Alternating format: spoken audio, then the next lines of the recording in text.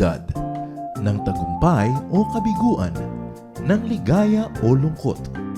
Kaya marapat lamang na tanggapin si Jesus bilang tagapagligtas at Panginoon.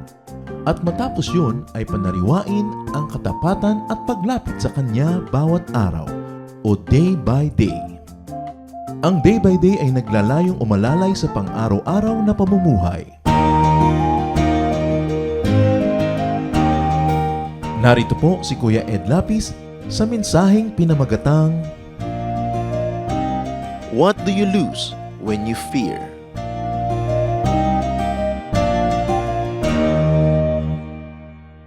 Sabi po sa 1 Peter 3:14, do not fear what they fear.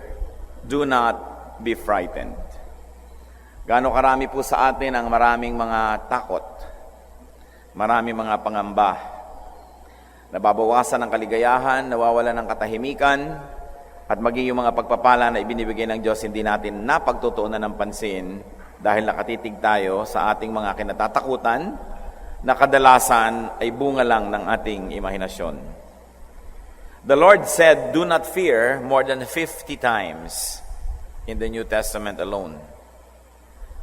Isa sa kanyang mga laging bilin, huwag matakot. Gaano po sa ating karami ngayon ang may takot sa puso? Sa kabila ng presensya ng Panginoong Diyos sa ating buhay, sa kabila ng kanyang mga pangako, sa kabila ng mga nagawa na niyang kabutihan at napatunayan na niyang kabutihan, marami pa rin sa atin ay naliligalig, nabubuhay sa takot. But the problem is you lose a lot when you are afraid.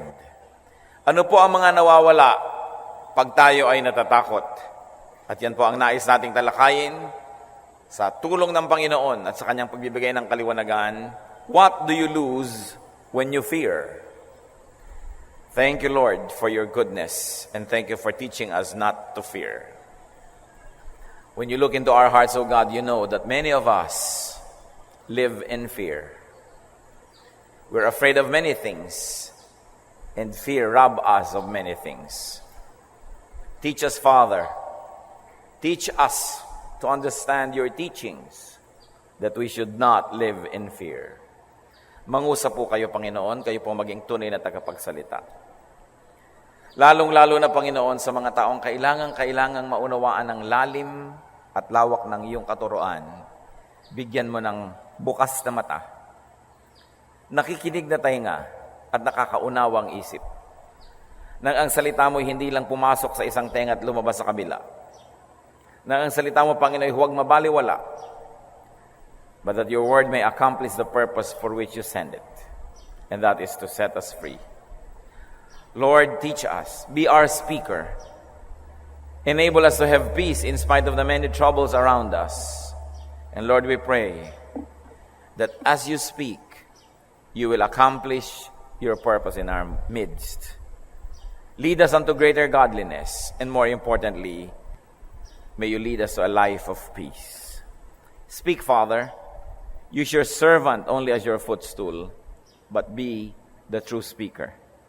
May you answer our questions, strengthen our weaknesses, and enlighten our blurred vision. Teach us, Father.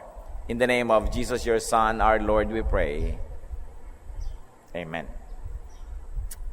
What do you lose to fear? Marami pong nawawala sa isang taong takot at sa isang taong nabubuhay sa takot. When afraid, you lose, first of all, time. You lose time. Malaking pag-aaksaya ng oras at panahon ang takot at ang pagiging takot. Time that could otherwise be dedicated to fruitful work and to peaceful rest is misspent. Binibigyan tayo ng panahon ng Diyos para sa lahat ng bagay. Panahon na magtrabaho, panahon na mamunga, panahon na magpahinga. Subalit ang lahat ng yan ay nasisira kung tayo nabubuhay sa takot sapagkat wala tayong ma-accomplish. Oras ng pahinga, hindi ka makapagpahinga. Oras ng tulog, hindi ka makatulog. Oras ng trabaho, hindi ka makapagtrabaho. Sinisira ng masasamang espiritu ang timetable ng Panginoon para sa atin. So you lose time when you worry and when you are afraid. Also, you lose energy. Malakas magpapagod ang takot.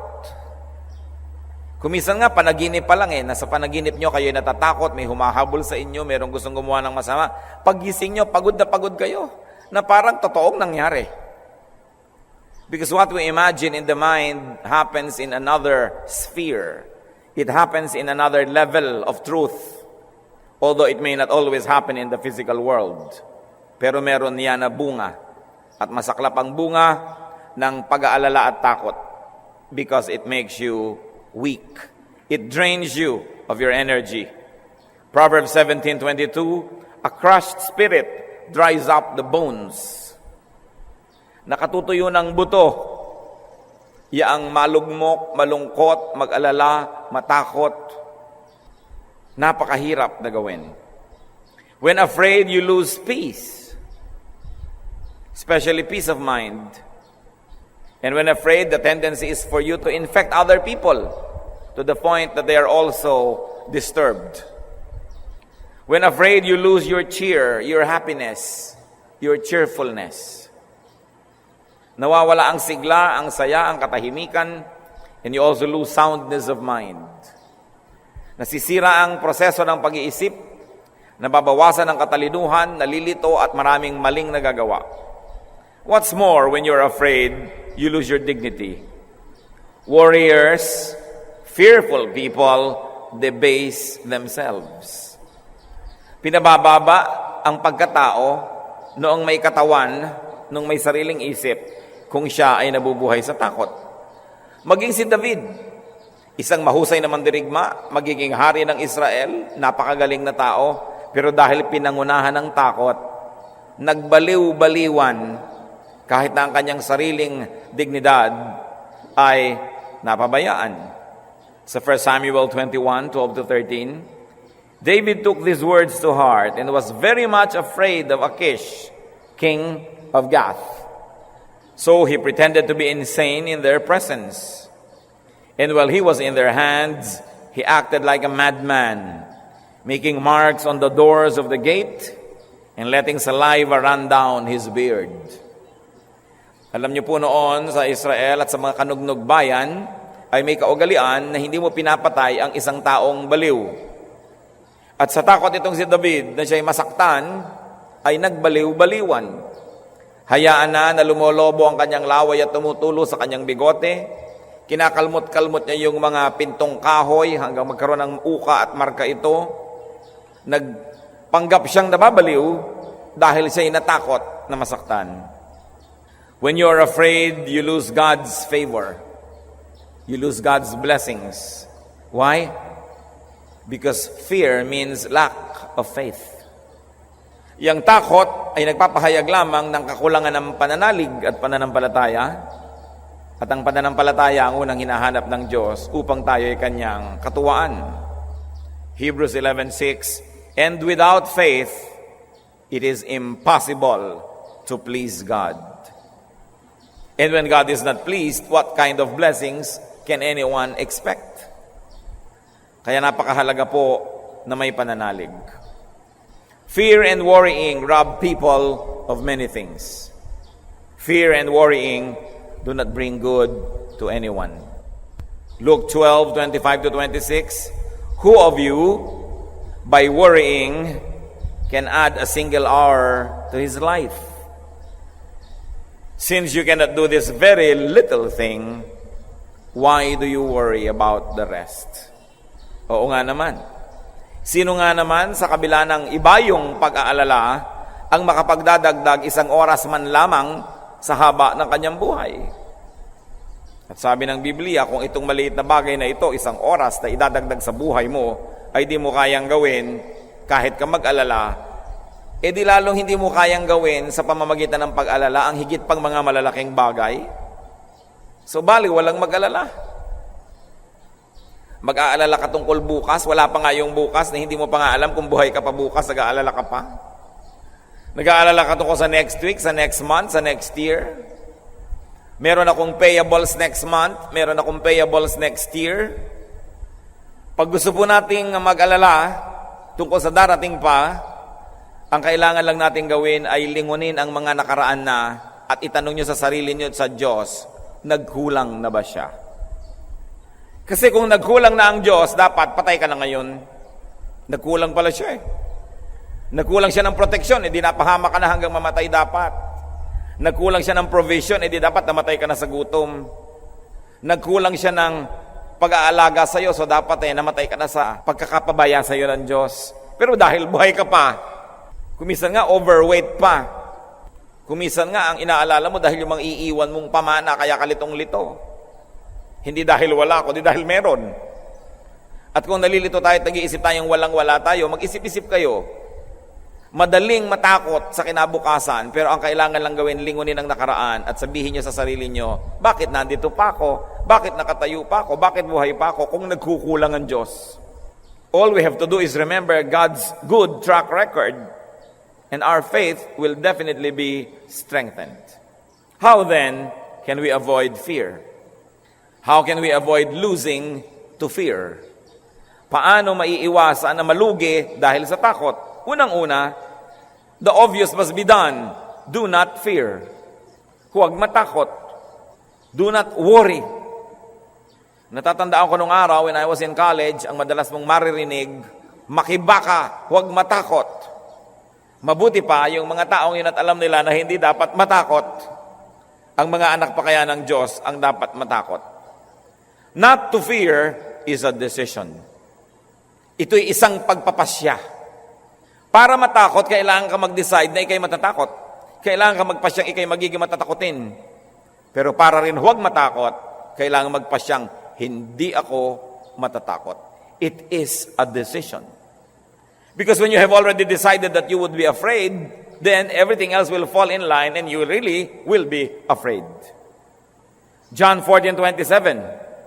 Do not let your hearts be troubled and do not be afraid. Utos ito ng Panginoon, the words of the Lord Jesus Christ. Nasa kamay pala natin kasi sabi niya, do not let your hearts be troubled. Do you think the Lord is going to command something that is undoable? Mag-uutos ba siya na isang bagay na hindi pala kayang sundin naman Sabi niya, huwag kayong matakot. Huwag niyong hayaan na maguluhan ang inyong puso. Ibig sabihin, nasa ating kamay, nasa ating desisyon kung papayag tayong matakot o hindi.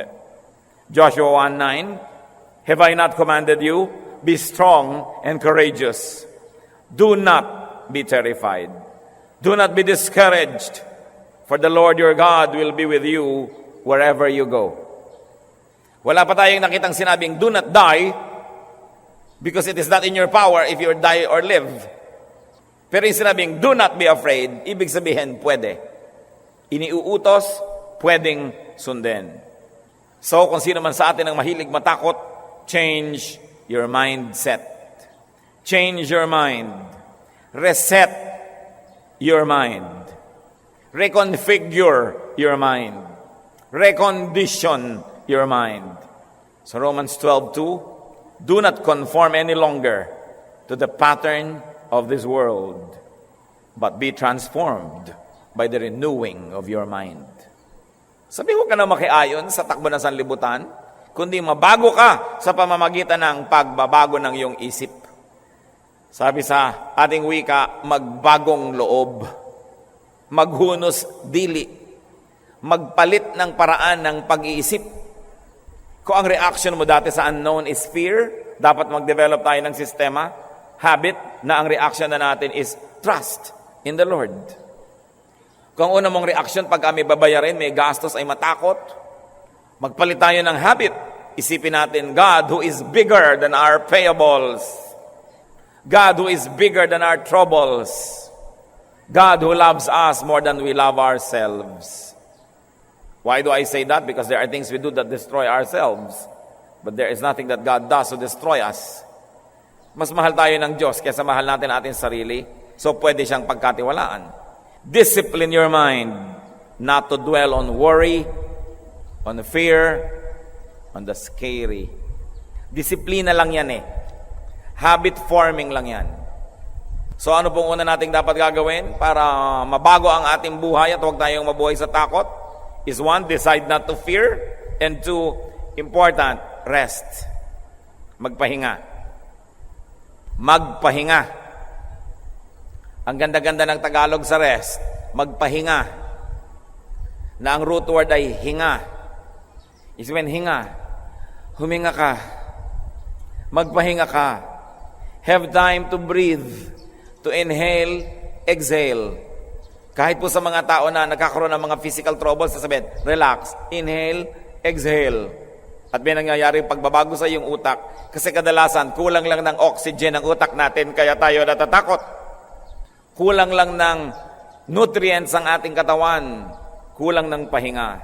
Sabi nga ng isang magandang sinulat ng kung sino, many fears are born of fatigue. Maraming takot, anak lang ng pagod. Magpahinga ka at mawawala yung mga anak niya na takot. Pag kayo po'y maraming kinakatakutan, dalawa lang yan eh. Sobra kayong maraming ginagawa, pagod na pagod kayo, o wala kayong ginagawa. And when the devil finds you doing nothing, he puts you to work. Because an idle mind is the devil's workshop. So a mind that is too busy and too idle will find lots of things to be afraid of. Huwag kayong magtaka, pati po si Elijah na isang napakadakilang propeta, dahil sa pagod na iba ang pag-iisip at gustong mamatay.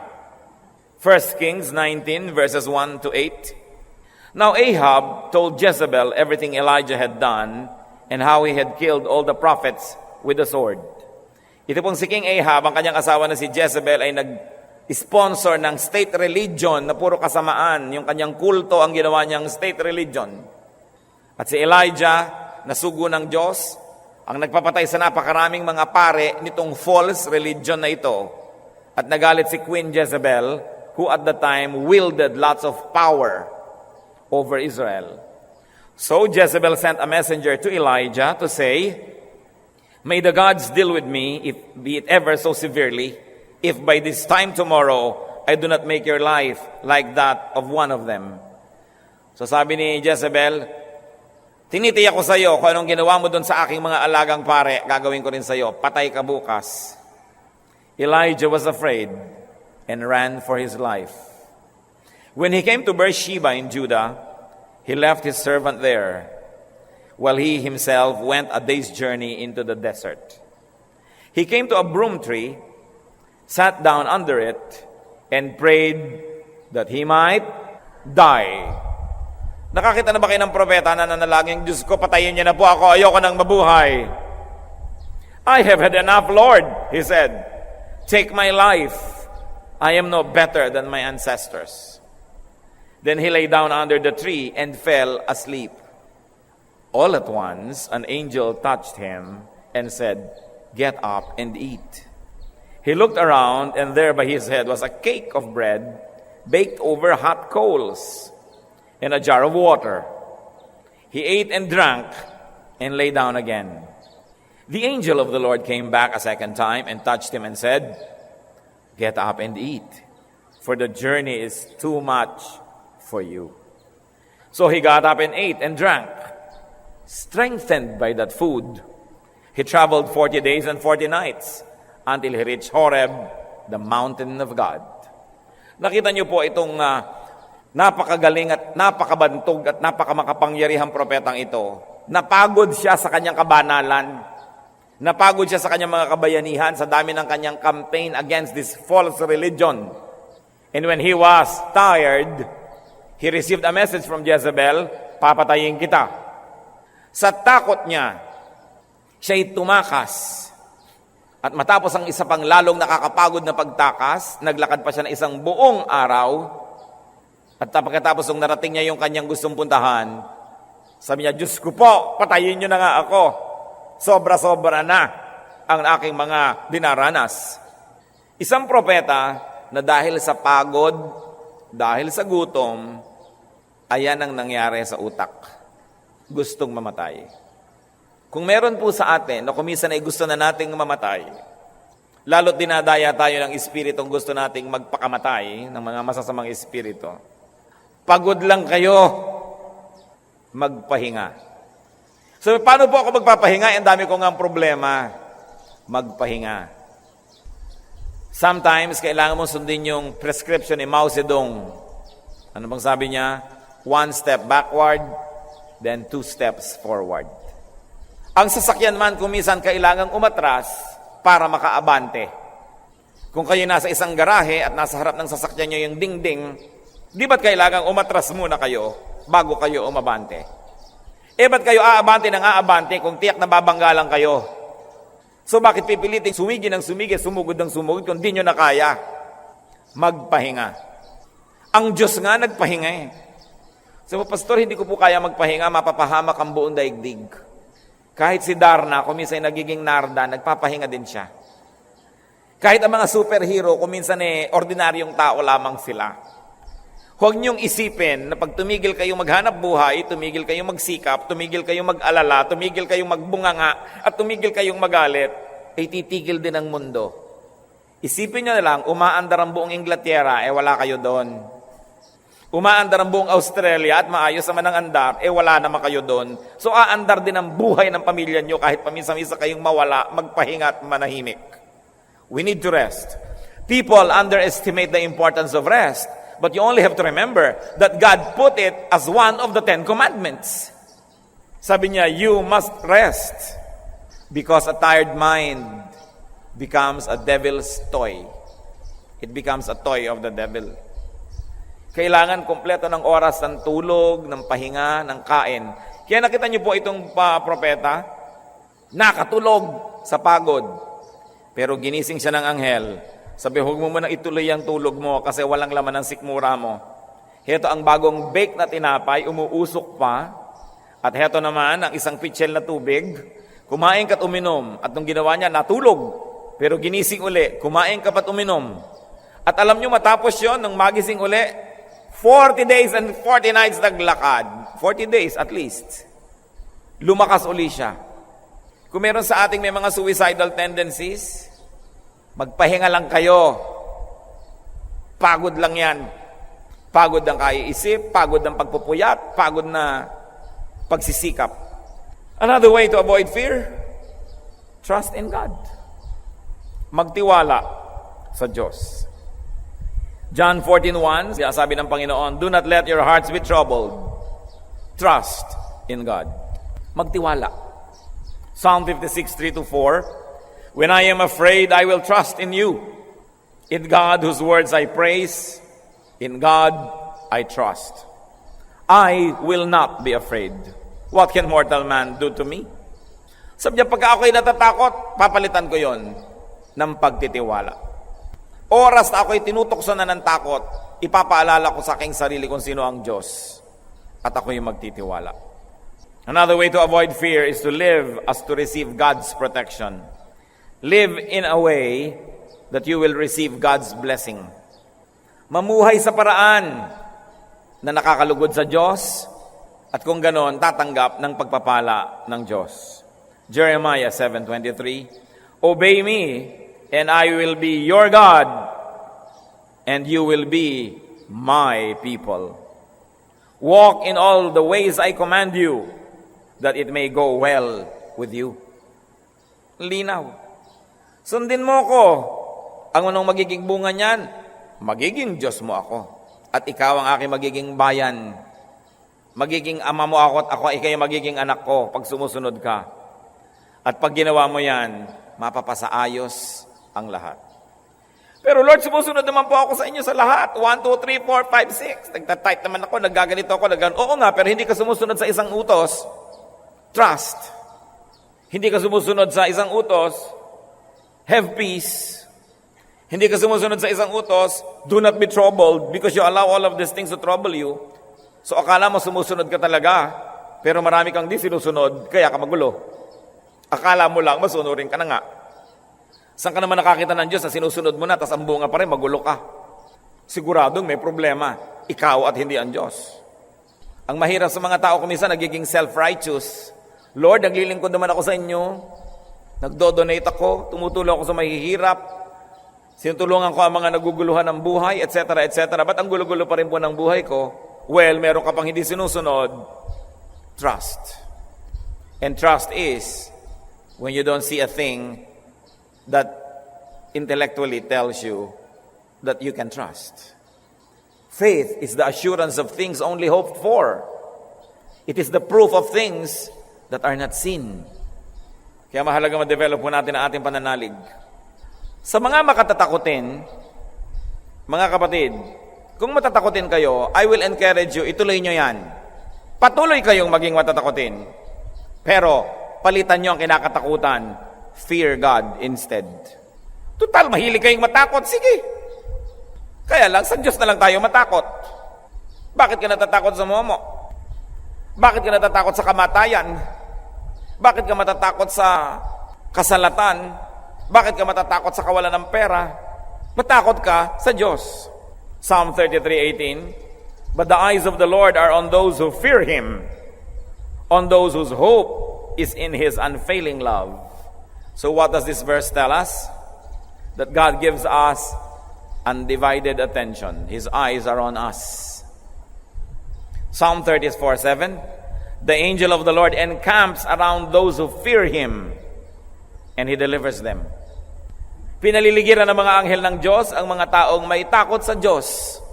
So God promises protection. But many people fear the enemy, not God. When you fear God, God lets His angel encamp around you, and you are protected. Psalm 111 verse 5, He provides food for those who fear Him. He remembers His covenant forever. Provision ang isang pangako dito. So what do we do? Stop all your needless losses to fear. Sobrang marami nang nalulugi sa inyo pag tayo'y natatakot. Si Abraham, isa sa mga pinakadakilang lalaki sa Biblia, but Abraham lost his holy standing to fear for his life.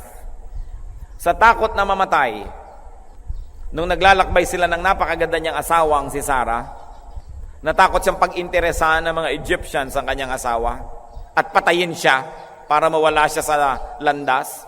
Huwag siya maging sagabal. Sabi niya sa kanyang asawa, "Hoy Sarah, sabi mo sa mga Egyptian, kapatid kita ha. Kahit kunin ka nila, pakuha ka na lang, di bali na. Huwag lang ako mapatay." Genesis 12:11-13. As he went about to enter Egypt, he said to his wife Sarai, "I know what a beautiful woman you are. When the Egyptians see you, they will say, 'This is his wife.' Then they will kill me, but will let you live. Say you are my sister, so that I will be treated well for your sake, and my life will be spared because of you." Kita niyo po, willing to si Abraham na yung asawa niya ay makuha ng iba, huwag lang siyang mapahamak dahil sa takot nawalan siya ng kanyang dignidad. Si King Saul lost his crown to fear of David. 1 Samuel 18:12, Saul was afraid of David because the Lord was with David but had left Saul. At dahil doon kung ano-anong ginawa nitong si Saul ng mga kabalbalan dahil natatakot kay David. Pati si David, nawala ang kanyang magandang testimony, ang kanyang moral bearings, sa takot niya na ma-expose ang kasalanan niya na siya'y sumiping sa asawa ng isa niyang kawal. Nasa giyera ang kanyang mga kawal, pinakuha niya yung asawa. At nung nagbuntis ang babaeng ito, sa takot niya na mabisto, binigyan niya bigla ng bakasyon yung kawal, hoping na uuwi sa kanyang asawa, para pag yung asawa'y nag-text, "Alam mo, buntis ako." Sabi niya, "Ay, kasi umuwi naman ako eh." Pero ang lalaking ito, sa galing ng kanyang pagkatao, kahit pinauwi ng hari, hindi umuwi sa kanyang bahay. Nandun lang sa palasyo. Kaya natapos na yung bakasyon, hindi pa siya nakapunta sa kanyang asawa. Paano ngayon maipapaliwanag na nagdalang tao ang asawa ay ginalaw ng hari? At sa takot ni David na mapahiya siya, mapahamak dahil dito, ipinapatay niya ang kanyang kawal. 2 Samuel 11:14-15, David wrote a letter to Joab and sent it with Uriah. Si Uriah yung kawal na yon. In it he wrote, "Put Uriah in the front line where the fighting is fiercest.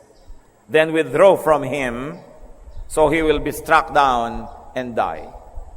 Nakita niyo itong mga magigiting na mga tao na to sa Biblia, ang nagagawa nilang mga kamalian dahil sa takot. Tayo pa, pag nagpadala tayo sa takot, anong magagawa natin? Kaya may mga kabataan na hindi nila aalagaan ng puri nila at pagkatapos pag nagkaroon ng premarital pregnancy, sa takot sa magulang, magpapa-abort. Merong mga batang hindi mag-e-enroll, pasok ng pasok, hingi ng baon. Pagkatapos pag mabibisto na sa takot sa magulang, anong gagawin? Meron po akong isang kilala, bagong-bago pa lang na pangyayari, nagpakamatay, 22 anyos, graduating student, pinag-e-enroll, sinamahan ng ate, mabibisto hindi pala siya naka-enroll last sem, humiram ng baril sa kaibigan at nung papunta na sa school, pumasok sa banyo ng gasolinahan, isinubo ang baril at pinaputok. Sa takot na mabisto na gumagawa pala siya ng ganon. Anong ginagawa ng mga taong natatakot?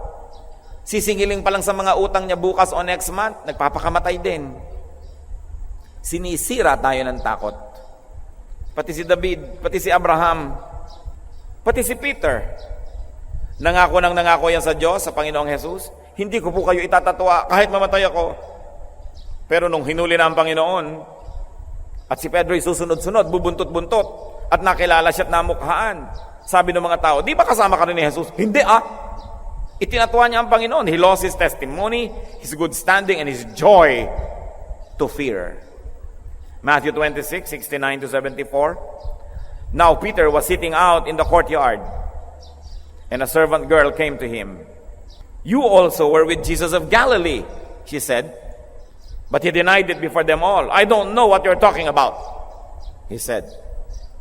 Then he went out to the gateway where another girl saw him and said to the people there, this fellow was with Jesus of Nazareth.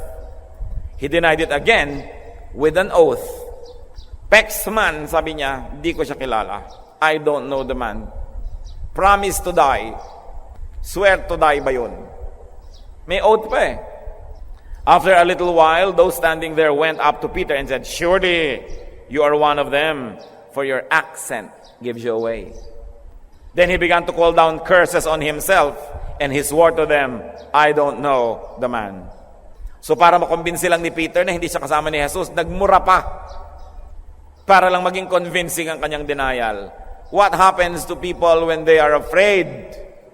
Kaya ang kautos-utosan ng Panginoon, do not be afraid. And very especially, do not fear men. Huwag matakot sa tao. Psalm 27 verse 1, the Lord is my light and my salvation. Whom shall I fear? The Lord is the stronghold of my life. Of whom shall I be afraid? At sa Hebrews 13 verse 6, so we say with confidence, the Lord is my helper. I will not be afraid. Tatandaan nyo yan, Hebrews 13:6. The Lord is my helper. I will not be afraid. And do not fear even evil spirits. Psalm 23 verse 4, even though I walk through the valley of the shadow of death, I will fear no evil. For you are with me. Your rod and your staff, they comfort me. Safety is not the absence of danger. It is the presence of God. So peace is not the absence of problems. It is the presence of God. And because God is present, because God promises, I will never leave you, I will never forsake you, we may not fear. We can decide not to be afraid. I like to ask each and every one of us, what do you lose to fear? Anong nawawala dahil sa inyong takot? Mahalaga na unawain natin sapagkat marami po sa atin pinangungunahan ng takot. At kadalasan yon are afraid to lose things. We are afraid to lose things. That's why we live in fear. Panginoon naming Diyos, kami po ay nagpapasakop sa inyo sa sandaling ito. Matapos naming marinig ang iyong mga salita at paalala, patawarin mo po kami kung kami ay nabubuhay sa takot. Patawarin mo po kami pag hindi namin nasusunod ang utos niyong huwag kaming matakot. Patawarin niyo po kami kung kami nagdududa kuminsan sa inyong kapangyarihan, sa inyong karunungan, sa inyong kabutihan. Siyasatin niyo po ang aming puso, Panginoon, kung ano-anong nawawala sa buhay namin dahil kami may takot. Gusto naming mawala ang takot namin, Panginoon. Pero dahil na rin siguro sa aming kasanayang pagiging matatakotin, nawawalan kami ng kapangyarihang gawin yon. Kaya ngayon, gusto namin, Panginoon, na hipuin niyo po kami. Paghimalaan niyo kami, Panginoon. Muli niyong palakasin ang aming loob. Muli niyong palinawin ang aming isip. Alisin niyo po ang mga takot sa aming buhay. Alisin niyo po ang aming habit na pagiging matatakotin. Gustong-gusto namin gawin, subalit kailangan namin ng iyong tulong, Panginoon. As we open our hearts to you, as we agree with you, O God, that we should not fear, will you touch us now and strengthen us and make us brave? Make us strong. Alam namin, Panginoon, na hindi lang ito ang dapat namin gawin na hingin sa inyo ito, dahil kung ganun lang, gusto niyo naman kami maging malakas.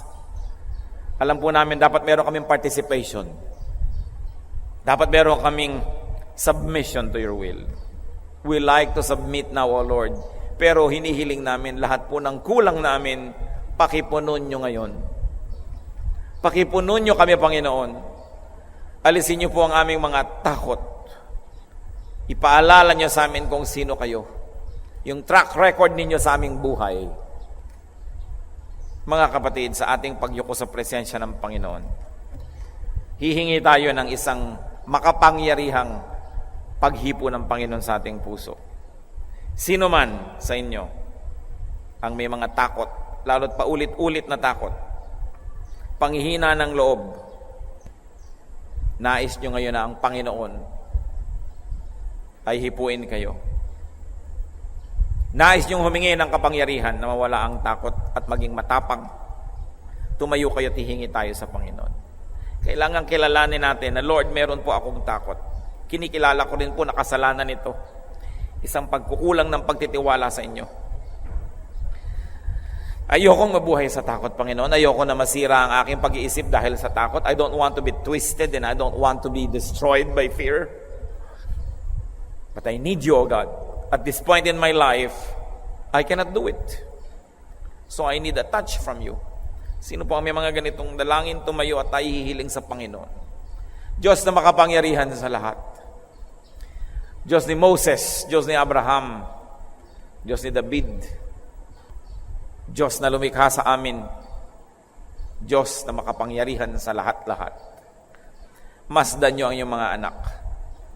Damaged by fear, weakened by fear, sometimes even blinded by fear. Lord, from your throne of power, may you arise and descend upon your people. I pray to you, O Father, in the name of your Son, Jesus, our Lord and Savior, in behalf of what He did on the cross, and for the sake of your love and for the sake of who you are, touch our hearts. Do what we cannot do at this point in our weakened state. Strengthen us. Kumilos kayo sa isang paraan na lampas sa kaya naming maunawaan at maisip. Maghimala kayo sa aming puso. Bigyan mo, Panginoon, ng panibagong lakas ng loob ang iyong mga anak. Bigyan mo ng panibagong lakas ng loob na harapin ang mga pagsubok. Naharapin ang mga hirap na dinaranas. Maalala na higit ang hirap na dinanas mo sa Kalbaryo, subalit ito'y napagtagumpayan mo. Kaya walang dahilan para kami mabigo at hindi magwagi kung patuloy kaming tatahak sa landas na pinangunahan mo ng tahakin. Ipakita mo sa amin, Panginoon, ang aming mga kamalian. Ipakita mo sa amin ang mga kahinaan at kakulangan ng pananampalataya. Ipakita mo sa amin ang kamalian ng aming mga pag-iisip kung kaya kami napaglalaroan ng dyablo at kami ay napagtatagumpayang takutin. Liberate us with your light. Liberate us with your power. Visit us with your strength, O God. Touch our hearts and lives as we open our whole being to you, O Father, God of Abraham. Touch us and make us strong. Make us brave. Give us your spirit, your victorious spirit. Give us your can-do spirit. Panginoon, nawa ang mga anak mo. Hindi namin hinihiling na alisin mo ang mga sa iyong karunungan na iminarapat mong harapin namin. Mga pinapayagan mong harapin namin. Ang aming hinihiling, ipakita mo na kami mga taong may tagumpay dahil kami mga anak mo. Ipakita mo sa aming mga nabubulagang mata ang maraming mga tagumpay na maaari naming makamit kung kami susunod at patuloy na mananalig sa iyo. In the name of Jesus, we reject the spirit of deception, the spirit of hopelessness and weakness. We rebuke from our presence the spirit of despair, the spirit of suicidal tendencies. We reject by the power of the living God. And we declare ourselves your protectorate, O Father. We are your people, the sheep of your pasture. We are your church. May your power rest in us, and may your power emanate even from our lives so that we too can empower the weak people around us. Mula sa mga nanghihina, mula sa mga talunan, mula sa mga pinanghihinaan ng loob, baligtarin mo ang aming karanasan, Panginoon, at ang aming kalagayan. At gawin mo kami mga matagumpay na mga kawal mo sa iyong pakikidigma sa pandaraya ng kaaway. Lord, by your power and because of your will and goodness, dispense blessings to your people who are standing before you right now. May your righteous hand lift people up of gloom, of loneliness, sadness, hopelessness, and weakness. And may you remember us, Lord, as you always do. And may we remember that you never forget us. Lord, nawa ang kapangyarihan mong walang hangganan. Ang pag-ibig mong walang sukat. Ang kapangyarihan mo, Panginoon, maghari sa aming buhay. People of God, as you stand, as you lift your hearts to God, receive what you're asking for. Receive in faith. Receive the blessing, the strength, and the strengthening that you're asking for. And may the Lord add to your faith, and to your faith wisdom, and to this wisdom good deeds. Lord, may you be glorified in our lives. Mabaligtad nawa, Panginoon, ang lahat ng mga negative na nangyayari sa inyong mga anak. Ang lahat ng mga takot, ang lahat ng mga pangamba at panghihina ng loob, palitan mo ng tapang. Kaya niyong gawin ito at nananalig kami, Panginoon, na kung kami susunod sa inyo, ito po'y magaganap. People of God, thank God for receiving what you have asked of Him.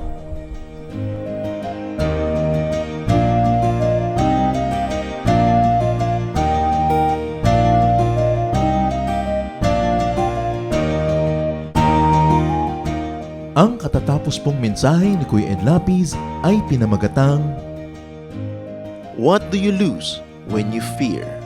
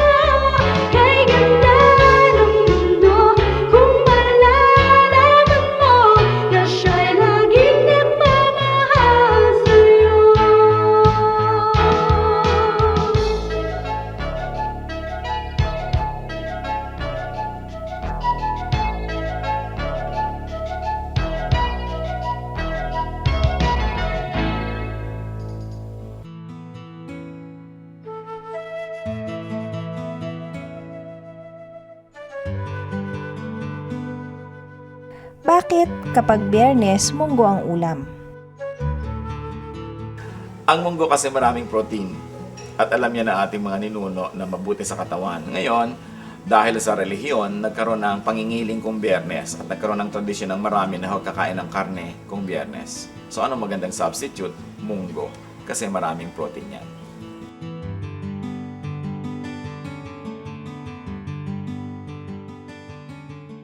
Sa inyo po, Panginoon, lapat itong aking loob na sumilong at pasakop, makisuno at sumukob. Sa tuwing kayo'y lalapitan ay lagi nang gumagabay, taus-pusong lumilingap sa bawat pusong sugatan. Kabutihan yung matapat, bukas palad kung magbigay, kahit ang tulad kong abay, walang patagong anuman.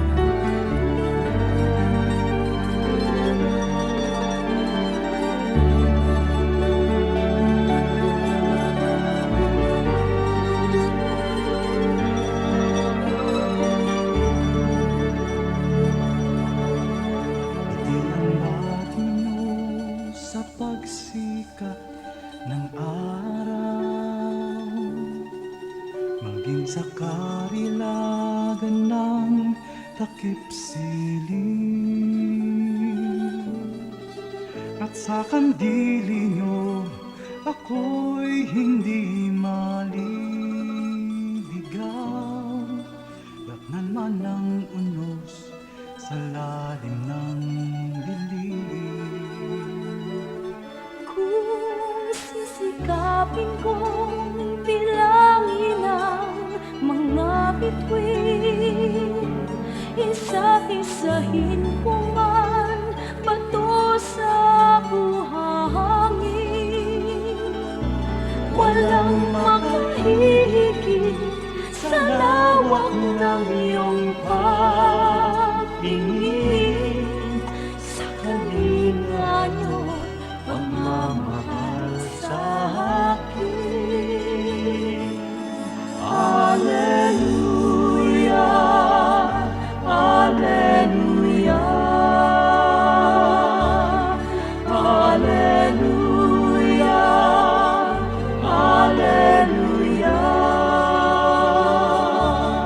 Alleluia, Alleluia,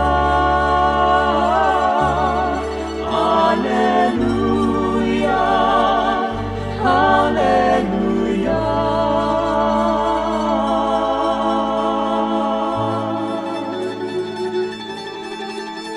Aming nais ko'y purihin ka sa magdamag,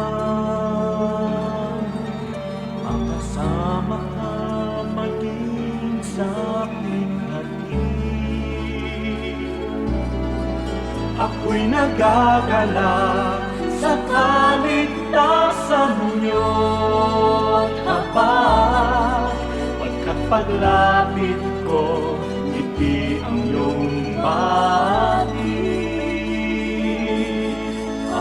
Alleluia, Alleluia,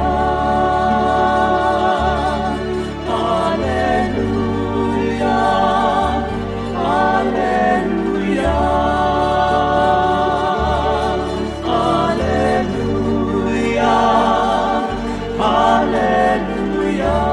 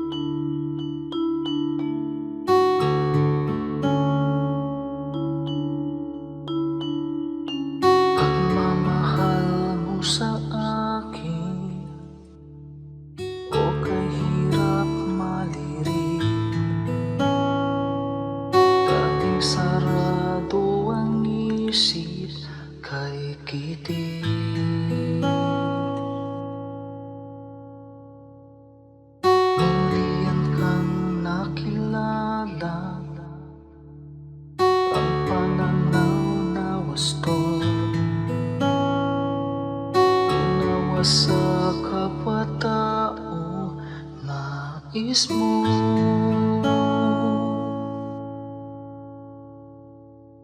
O Jesus, ang iyong pag-ibig ay hindi nagtatangi. Puso ko ay nagpupuri, tingin pagluwalhati sa paglakbay sa aking buhay. Di na nga maliligaw, puso ko man maging isip, tigib lagi ng pag-ibig.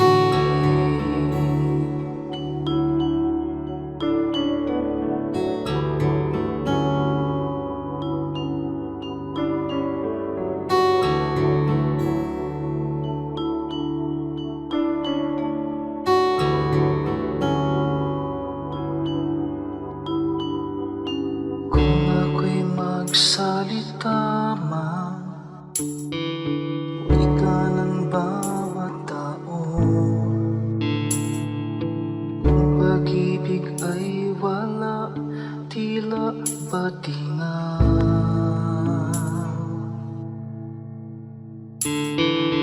Ang dalisay na pag-ibig ay mapagpahinuhod at hindi nga nagkukulang kailanman.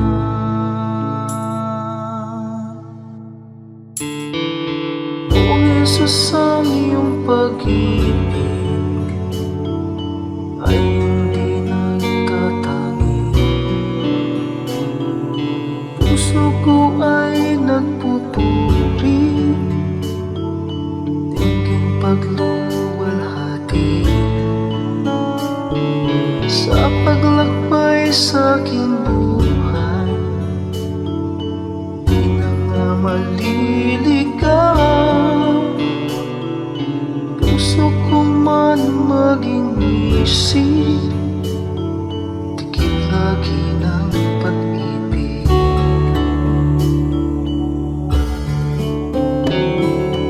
O Jesus, ang iyong pag-ibig ay hindi nagtatangi.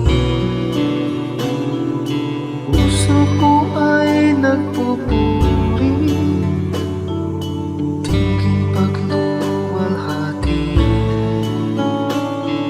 sa paglakbay sa aking buhay. Di na nga maliligaw, puso ko man maging isip, tigib lagi ng pag-ibig.